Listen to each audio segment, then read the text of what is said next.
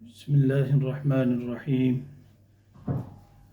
إن الحمد لله نحمده ونصلي ونسلم على رسوله الكريم أما بعد فأعوذ بالله من الشيطان الرجيم بسم الله الرحمن الرحيم وإذ بوأنا لإبراهيم مكان البيت ألا تشرك بي شيئا وطهر بيتي للطائفين والقائمين والركع السجود وأذن في الناس بالحج يأتوك رجالا وعلى كل ضامر يأتين من كل فج عميق صدق الله العظيم إن الله وملائكته يصلون على النبي يا أيها الذين آمنوا صلوا عليه وسلموا تسليما اللهم صل على سيدنا محمد وعلى آل سيدنا محمد وبارك وسلم عليه الصلاة والسلام عليك يا سيدي يا رسول الله وعلى آلك وأصحابك وسلم عليك يا شفيع المذنبين الصلاة والسلام عليك يا سيدي يا رسول الله وعلى آلك وأصحابك وسلم عليك يا محبوب رب العالمين. سامعین ذی وقار، اللہ رب العزت کا احسان ہے کہ اس نے ہمیں جمعۃ المبارک کی یہ مبارک، یہ پرمسرت نشست اور مسجد شریف کا یہ منور و معطر ماحول ہمیں عطا فرمایا. اللہ رب العزت قرآن کریم میں ارشاد فرماتا ہے وَإِذْ بَوَّأْنَا لِإِبْرَاهِيمَ مَكَانَ الْبَيْتِ أَلَّا تُشْرِكْ بِي شَيْئًا، کہ جب ابراہیم علیہ السلام کو بوّأنا لِإِبْرَاهِيم، جب ہم نے ٹھیک ٹھیک اپنا ٹھکانہ یعنی بیت اللہ شریف کا پتہ بتا دیا، پھر حکم یہ دیا اللہ تشرک بی شیئا، کہ تم اللہ کے علاوہ کسی کی بھی عبادت نہ کرو. وَطَهِّرْ بَيْتِيَ لِلطَّائِفِينَ، شرک کے بعد دوسرا حکم اللہ رب العزت نے دیا وہ مسجد شریف کی پاکیزگی کا حکم دیا. مطہر اور صاف ستھرا رکھو مسجد کو، للطائفین والقائمین والرکع السجود، طواف کرنے والوں کے لیے، نماز ادا کرنے والوں کے لیے، رکوع و سجود کے لیے. یہ جب میں پڑھ رہا تھا تو میرے ذہن میں فوراً یہ بات آئی جو ہمارے والنٹیئر مسجد کی خدمت کرتے ہیں، اس کی صفائی ستھرائی کا اہتمام کرتے ہیں، یہ کتنا بڑا اجر ہے. اللہ رب العزت کا حکم ہے اور سنت ابراہیمی بھی ہے. حضرت ابراہیم علیہ السلام کو اللہ رب العزت نے مسجد حرام کی صفائی ستھرائی، اس کا خیال رکھنے کا حکم دیا. یہ بڑا اجر کا کام ہے. اور پھر فرمایا وَأَذِّن فِي النَّاسِ بِالْحَجِّ يَأْتُوكَ رِجَالًا، لوگوں کو حکم دو کہ اس گھر کا تم حج کرو. وَعَلَى كُلِّ ضَامِرٍ يَأْتِينَ مِنْ كُلِّ حَجٍّ عَمِيقٍ، اور لوگوں میں یہ عام ندا کر دو کہ وہ تیرے پاس حاضر ہوں ہر دپلی اور اونٹنی پر، کہ وہ ہر دور سے، ہر راہ سے چلی آتی ہیں مسجد حرام کی زیارت کے لیے. اور پھر اس مسجد کو، اس بیت اللہ کو یہ اعزاز بھی حاصل ہے کہ اللہ رب العزت نے فرمایا ان اول بیت وضع للناس للذی ببکۃ مبارک، اس روئے زمین پر اللہ رب العزت کی عبادت کے لیے جو پہلا گھر تعمیر کیا گیا ہے یہ مسجد حرام ہے، یہ بیت اللہ شریف ہے. ان اول بیت وضع للناس للذی ببکۃ مبارک وہدی للعالمین، اللہ رب العزت نے تمام جہان والوں کے لیے اس میں ہدایت رکھی اور فرمایا فیہ آیات بینات، اور یہ وہ جگہ ہے، یہ وہ گھر ہے کہ اس میں اللہ رب العزت نے بے شمار اپنی نشانیاں رکھی ہیں. مقام ابراہیم، اور اس میں مقام ابراہیم بھی بطور خاص اللہ رب العزت نے اس کا ذکر فرمایا. ومن دخلہ کان آمنا، اور جو بھی اس حرم میں آ گیا، اس گھر میں آ گیا، اللہ فرماتا ہے میں اسے اپنی پناہ عطا کرتا ہوں، میں اسے امن عطا کرتا ہوں. اور رسول اللہ صلی اللہ علیہ وآلہ وسلم سے حضرت سیدنا ابو ذر غفاری رضی اللہ تعالی عنہ اس حدیث کے راوی ہیں، فرماتے ہیں کہ میں نے نبی اکرم صلی اللہ علیہ وآلہ وسلم سے سوال کیا، یا رسول اللہ صلی اللہ علیہ وسلم، ای مسجد وضع فی الارض الاول، کہ یا رسول اللہ سب سے پہلے اللہ رب العزت کی عبادت کے لیے کون سی مسجد تعمیر، کون سی مسجد سب سے پہلے اس روئے زمین پر بنائی گئی؟ تو فرمایا المسجد الحرام، مسجد حرام اللہ رب العزت کی عبادت کے لیے جو سب سے پہلا گھر بنایا گیا وہ مسجد حرام بنایا گیا۔ اور فرمایا ثم ای، پھر ابو ذر غفاری کہتے ہیں کہ میں نے کہا یا رسول اللہ پھر اس کے بعد کون سا گھر ہے؟ قال المسجد الاقصی، رسول اللہ صلی اللہ علیہ وآلہ وسلم نے فرمایا ابو ذر اس کے بعد مسجد اقصی کی تعمیر کی گئی ہے۔ کم کان بینہما، تو حضرت ابو ذر فرماتے ہیں میں نے کہا یا رسول اللہ ان دونوں کے درمیان کتنا فاصلہ ہے، کتنا وقت کے بعد مسجد اقصی کو، کتنے دیر کے بعد، کتنے سالوں کے بعد مسجد اقصی کو تعمیر کیا گیا؟ قال رسول اللہ صلی اللہ علیہ وسلم 40 سنة، ابو ذر 40 سال کے بعد جو ہے نا یہ مسجد اقصی کو تعمیر کیا گیا۔ اور اللہ رب العزت نے یہ اعزاز بخشا ہے اس جگہ کو، اس مسجد کو، کہ یہ زمین سب سے پرکشش زمین ہے۔ یہ دنیا کا وسیع و عریض، دنیا کتنی بڑی وسیع و عریض ہے، مگر اس میں سب سے پرکشش اگر جگہ ہے تو وہ اللہ کا گھر بیت اللہ ہے۔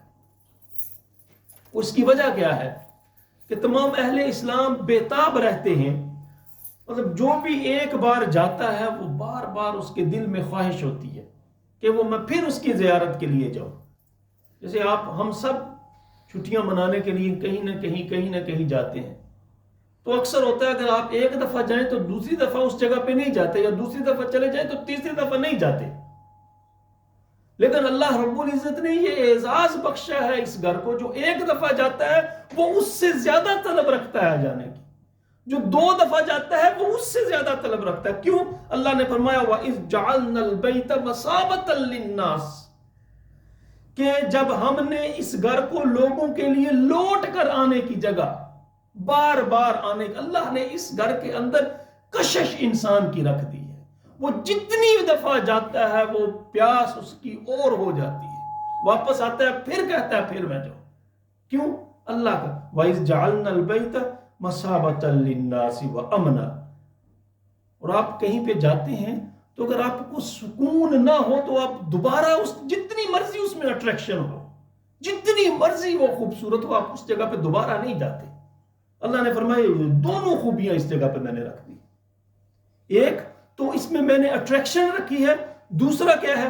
وَأَمْنًا، تمہارے لیے سکون کی جگہ میں نے اس کو بنا دیا ہے۔ اور اسی طرح اللہ رب العزت نے دوسری جگہ پہ فرمایا ان الذی فرض علیک القرآن لرادک الی معاد، وہ کہتے ہیں نا دنیا دے سفراں تو بندہ تھک بھی تے جاندا ہے، پر جڑا سفر مدینے دا ہر بار بڑا سونا۔ جتنی دفعہ انسان جاتا ہے وہ نئی یادیں، نئے تجربات، نئی باتیں سیکھ کے آتا ہے، اور پھر دل میں یہ تڑپ ہوتی ہے کہ اب باری کب آئے گی، اب میرے لیے کب ممکن ہوگا کہ میں جا سکوں گا۔ اللہ نے فرمایا بے شک ان الذی فرض علیک القرآن، ہم نے تم پر قرآن کریم کو فرض کیا، لرادک الی معاد، یا رسول اللہ ہم آپ کو دوبارہ اس عظیم الشان جگہ کی طرف وہ عظیم الشان جگہ آپ کو واپس لوٹا دیں گے۔ اور پھر صحابہ کرام فرماتے ہیں، حضرت ابن عباس سے مروی ہے کہ جو قرآن کریم میں اللہ رب العزت نے فرمایا ان الذی فرض علیک القرآن لرادک الی معاد، تو اس سے مراد مکہ مکرمہ ہے۔ جب آپ علیہ السلام نے ہجرت کی تو آقا اللہ رب العزت نے فرمایا اس شہر کو، اس عظیم گھر کو ہم دوبارہ آپ کو لوٹا دیں گے، اور فتح مکہ کے دن اللہ رب العزت نے اسے لوٹا دیا۔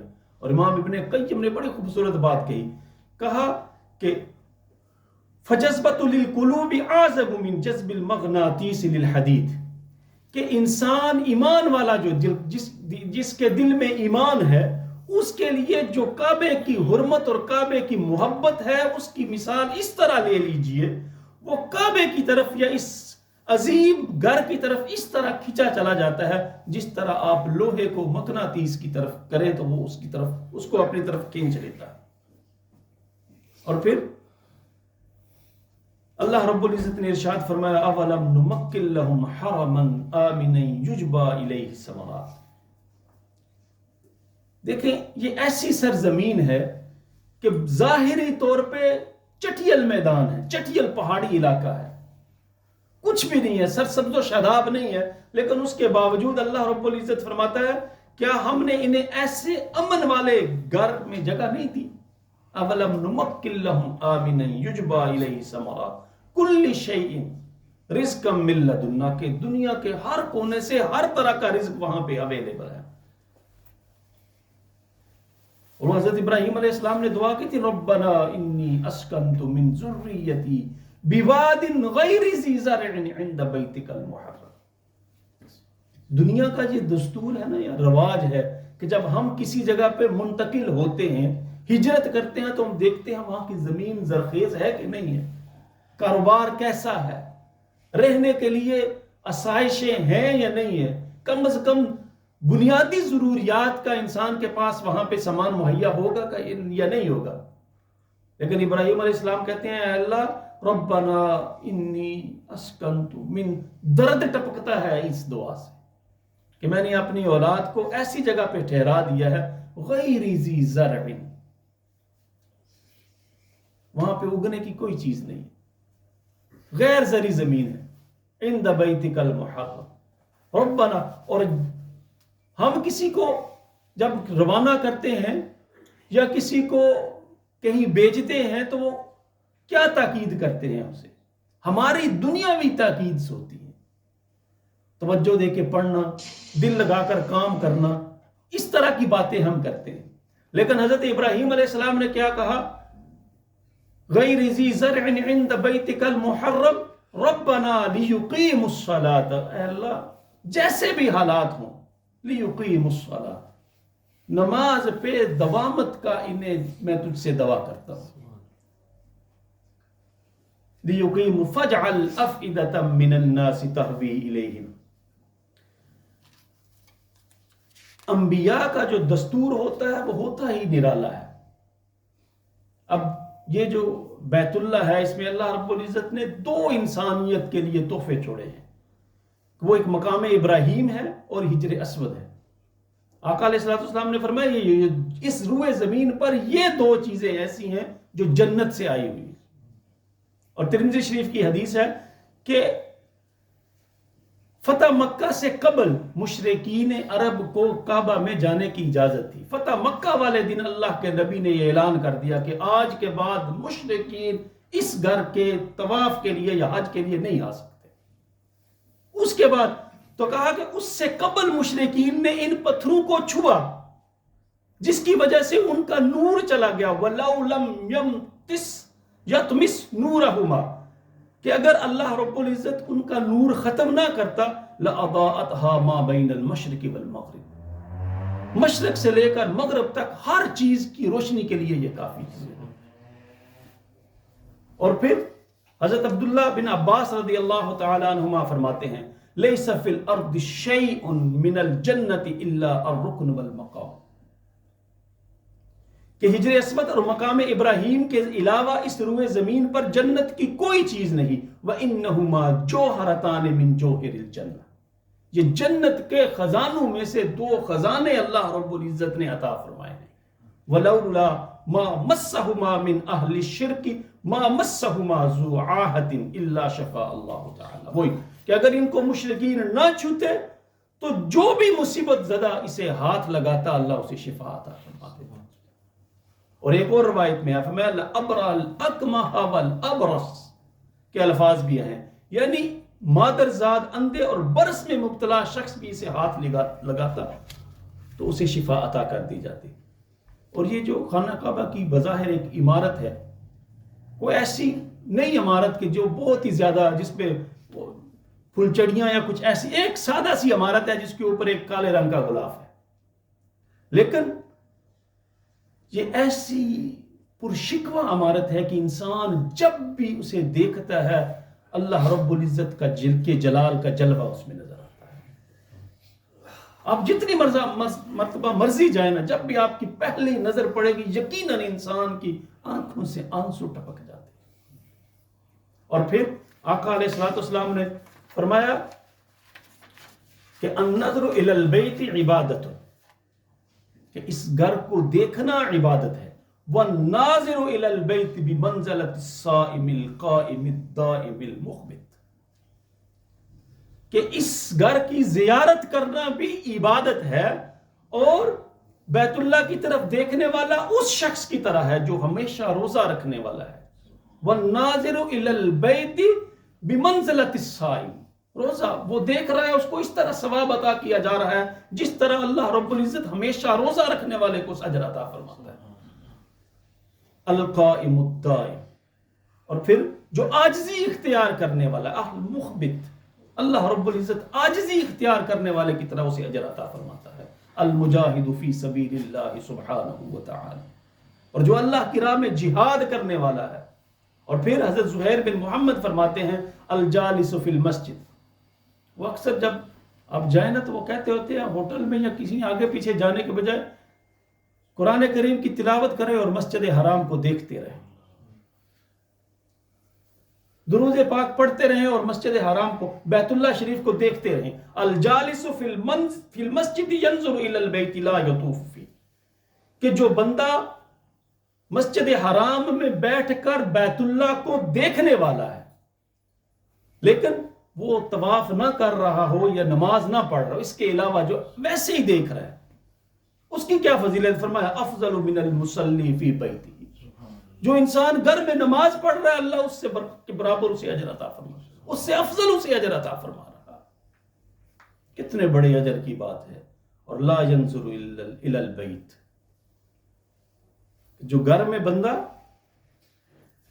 نماز ادا کر رہا ہے اس کی آنکھوں کے سامنے بیت اللہ نہیں ہے، اور جو بیت اللہ میں بیٹھ کے صرف بیت اللہ کو تکے جا رہا ہے اللہ اس سے زیادہ اسے اجر عطا فرما رہا ہے.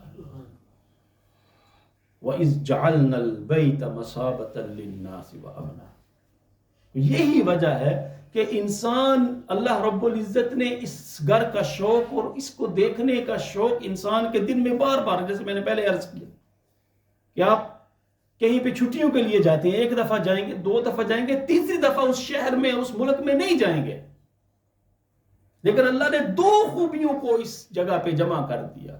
ایک تو اس میں انسان کے ایمان کی تازگی پیدا کر دی، وَإِذْ جَعَلْنَا الْبَيْتَ مَثَابَةً لِلنَّاسِ، بار بار لوٹنے کی جگہ اللہ نے بنا دیا. اور دوسری یہ کہ اللہ رب العزت نے امن والا اسے بنا دیا، اور آپ جہاں بھی جائیں اگر وہاں پہ سکون نہ ہو تو جتنا مرضی اس میں اٹریکشن ہو آپ دوبارہ نہیں جاتے. اللہ فرماتا ہے اس گھر کو میں نے دو خوبیوں سے مزین کر دیا، تمہارے ایمان کی تازگی بھی تمہیں نصیب ہوگی اور پھر تمہیں امن بھی. آخری بات، حضرت عبداللہ بن عباس رضی اللہ تعالی عنہ اس حدیث کے راوی ہیں، نبی اکرم صلی اللہ علیہ وسلم نے ارشاد فرمایا ان اللہ تعالی ينزل فی کل یوم ولیلۃ 20 و100 رحمہ، ہر دن اور رات میں 24 گھنٹوں میں اللہ رب العزت 120 رحمتیں نازل فرماتا ہے علی ھذا البیت، اس خانہ کعبہ کے اوپر اللہ رب العزت 120 خاص تجلیاں نازل فرماتا ہے. فرمایا 60 للطائفین، جو طواف کرنے والے ہیں اللہ رب العزت 60 رحمتوں سے انہیں نواز دیتا ہے. و40 للمصلین، اور جو نماز اور نوافل ادا کرنے والے ہیں 40 جو رحمتیں ہیں وہ اللہ رب العزت انہیں نواز دیتا ہے، انہیں عطا فرما دیتا ہے. و20 للناظرین، اور جو صرف بیٹھ کے دیکھ رہے ہیں اللہ انہیں بھی خالی جھولی نہیں بھیجتا، 20 رحمتوں سے انہیں بھی نواز دیتا ہے. دعا ہے اللہ رب العزت ہم سب کو یہ مبارک سفر بار بار نصیب کرے، اور جو جا رہے ہیں یا جا چکے ہیں اللہ ان کی حاضریوں کو قبول فرمائے. وآخر دعوانا ان الحمد للہ رب العالمین. سنتے ادا فرمائے.